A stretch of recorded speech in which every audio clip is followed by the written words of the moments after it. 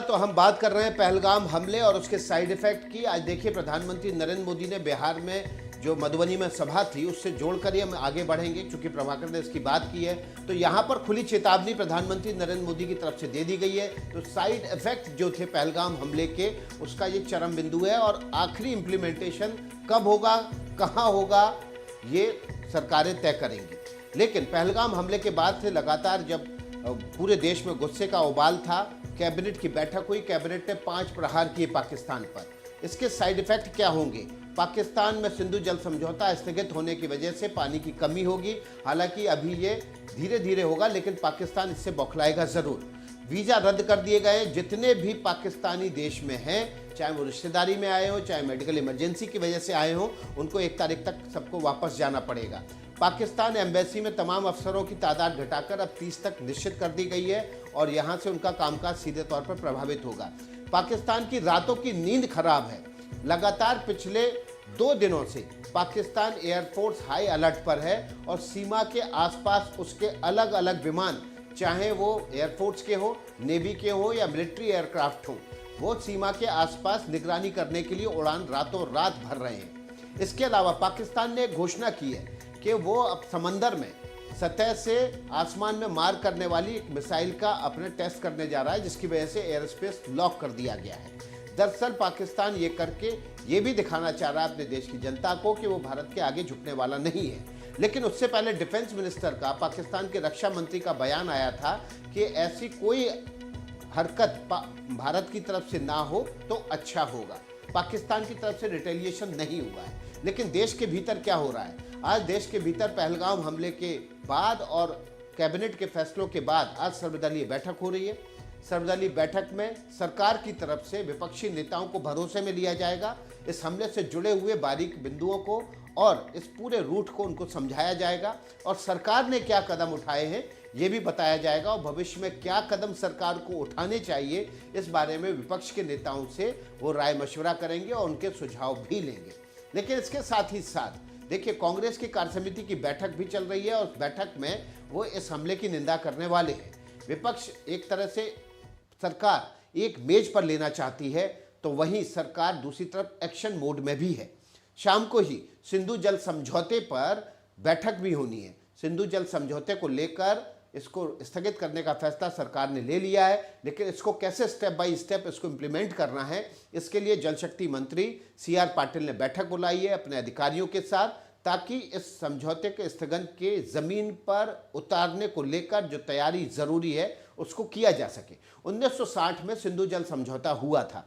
इस समझौते के पीछे वर्ल्ड बैंक था और भारत पाकिस्तान के बीच 6 नदियों का जो था बंटवारा वो हो गया था और ये जो 6 नदियाँ थी उनके पानी ईस्टर्न और वेस्टर्न जो रिवर थे उनको उसको भारत और पाकिस्तान के बीच में बांट दिया गया था। झेलम, चिनाब और सिंधु, इसके पानी पर पाकिस्तान का लिमिटेड अधिकार था, सीमित अधिकार था और पूरा अधिकार इसके रिजर्वायर और इस पर बांध बनाने का वो भारत के पास रिजर्व था। इसके अलावा जो पश्चिमी क्षेत्र की नदियाँ थीं, उसमें सतलज है, रावी है, ये नदियाँ भारत के हिस्से में आई थी और इन पर पूरा अधिकार भारत का ही था। अब भारत ने इस समझौते को स्थगित कर दिया और कह दिया है कि अब रावी पर, माफ कीजिएगा, सिंधु नदी पर जो आपके पानी का सीमित अधिकार था वो भी हम स्थगित करते हैं और इसको इंप्लीमेंट कर दिया जाएगा। इससे होगा क्या? गर्मियां आ रही हैं।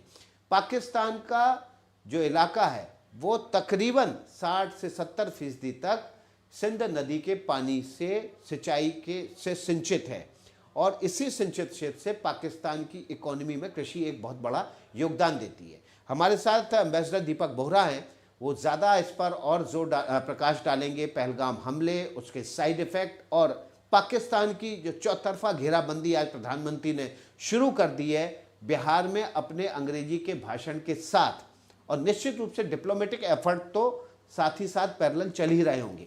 तो दीपक बोहरा जी, अब पाकिस्तान को वो सब कुछ देखना होगा जो इससे पहले वो शायद नहीं देख पाया है किसी भी आतंकवादी हमले के बाद। आभारी हूँ सर कि आपने ये मौका दिया। बहुत अच्छा लगता है, आपसे बहुत कुछ सीखता हूँ। You are really brilliant. अब मैं आपको बहुत जल्दी बता देता हूँ। हम चाणक्य की संतान हैं और उसने बताया था इंटरस्टेट रिलेशन में वो 4 चीजें होती हैं: साम, दान, भेद, दंड। साम का मतलब होता है परसुएशन, वो खत्म हो गया, पाकिस्तान नहीं मानने वाला। दाना होता है इकोनॉमिक मेजर्स, उसको बिल्कुल उसके हाथ में कटोरा देके वो भीख मांगता है। फिर होता है भेद।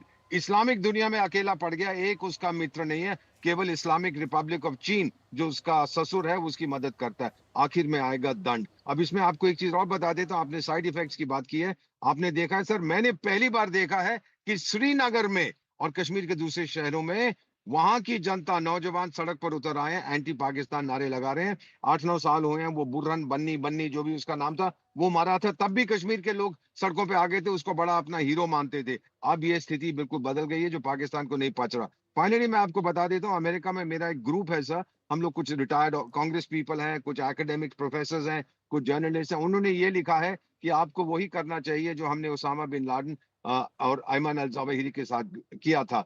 जाइए, मार दीजिए इन आतंक के गॉडफादर्स को। और सुनिए सर क्या कहते हैं, पूरी धरती पर आप एक एहसान करें। और उनमें से एक ने कहा है, जो मैं भी हमेशा कहता हूं, कि पाकिस्तान इस रूप में उसका जिंदा रहना कोई फायदा नहीं है दुनिया को, और अगर वो मर जाए तो कोई नुकसान नहीं है दुनिया को। सर ये हालत है, हकीकत है, अकेला पड़ गया है, कोई उसका साथ नहीं देगा। बस अब भारत को ये श्रेय मिला है कि आतंक को जड़ से उखाड़ के हम बाहर फेंक दें।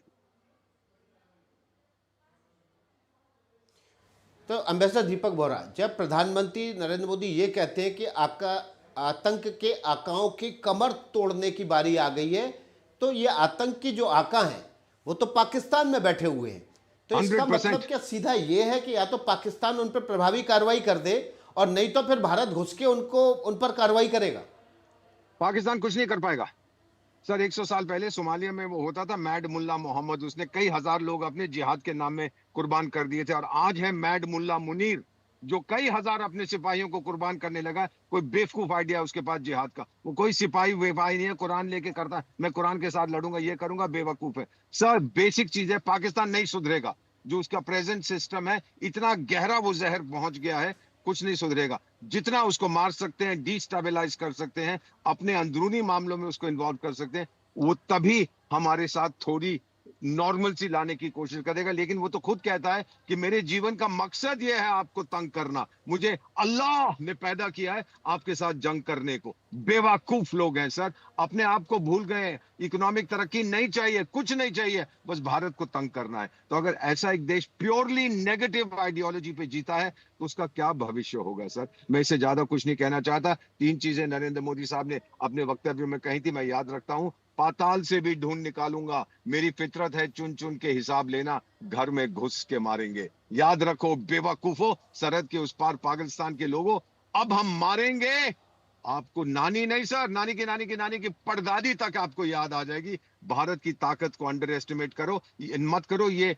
इनडिसाइसिव इंडिया नहीं है सर, ये भारत बहादुर है। आप देखेंगे हम क्या कर सकते हैं। इंग्लिश में क्यों बोले थे पीएम साहब, दुनिया को संदेश दे रहे थे, खासतौर से पाकिस्तान के जो ससुर हैं, लिटिल ब्रिटेन, ग्रेट ब्रिटेन नहीं है, लिटिल ब्रिटेन और कनाडा में, जो उसको बड़ा आतंक का सहारा देते हैं, उनको बता रहे थे कि अब देखो हमारी पेशेंस अब खत्म होगी। सर मैं तो 52 साल कूटनीति में हो गया, 74 साल की मेरी उम्र है। हर शब्द को हम लोग समझते हैं, एनालाइज करते हैं। जो कुछ अभी तक हमने किया वो नॉन मिलिट्री रहा है, हम उनको प्यासा मार देंगे सर, पर अब military will be the final push. उसके बाद वो याद रखेगा। और मेरा मानना है सर, आप देखेंगे अगले 7 दिन में ये मैड मुल्ला मुनीर भी चला जाएगा, इसके अपने लोग इसको बाहर निकाल देंगे। ये गलती कर बैठा है सर। टाइमलाइन दे रहे हैं एम्बेसडर दीपक बोहरा के 7 दिन के भीतर मैड मोहम्मद मुनीर ये भी निकल जाएगा और मिलिट्री मैड एक्शन का मुल्ला वक्त आ गया है। और अगर पाकिस्तान एक्शन तो लेगा नहीं, क्योंकि मैड मुल्ला मुनीर, राइट। तो जैसा जैसा आप बोल रहे हैं कि उस तरह से 7 दिन के भीतर से ज़्यादा की समय सीमा नहीं है। बहुत बहुत शुक्रिया एम्बेसडर दीपक बोहरा आपका। तो देखिए जो साइड इफेक्ट है वो पाकिस्तान में दिखाई देंगे, लेकिन देश में भी पहलगाम के साइड इफेक्ट दिखना शुरू हो गए हैं। आज श्रीनगर में सड़कों पर सन्नाटा था। पहलगांव जाने वाले यात्रियों की, मुसाफिरों की तादाद नहीं थी। जो एयरक्राफ्ट दिल्ली से और देश के अलग अलग हिस्सों से श्रीनगर की तरफ उड़ान भर रहे थे वो खाली थे, और जो श्रीनगर से उड़ान भरने वाले विमान थे वो छकाछक भरे हुए थे। तो जो टूरिस्ट हैं, जो 7% से ज़्यादा की ग्रोथ रेट कश्मीर को देते हैं, 12 से 13 हज़ार करोड़ रुपया जो इकोनॉमी में जम्मू कश्मीर की डालते हैं, अब वो वहाँ से उड़ना शुरू हो चुके हैं। स्थानीय लोगों ने आज श्रीनगर के लाल चौक पर नारेबाजी की कि ओ पर्यटक, हम शर्मिंदा हैं, तेरे कातिल जिंदा हैं। तो रोजी रोटी पर सवाल खड़ा हो गया है। अब आतंकियों ने जो पर्यटकों को निशाना बनाया, उससे कश्मीर के अंदर जबरदस्त उबाल आ गया है। देश में जो उबाल है वो तो पहले से ही था। लगातार कश्मीर में होने वाली आतंकवादी घटनाओं को लेकर देश खौलता रहता था। अब बारी सरकार की है। सीसीएस में फैसले हो चुके हैं। डिसीजंस का अनाउंसमेंट एक तरह से प्रधानमंत्री ने कर दिया है। कब जमीन पर उतरेंगे और कब इसका साइड इफेक्ट पाकिस्तान के भीतर दिखाई देगा, इस पर भी हमारी नजर होगी।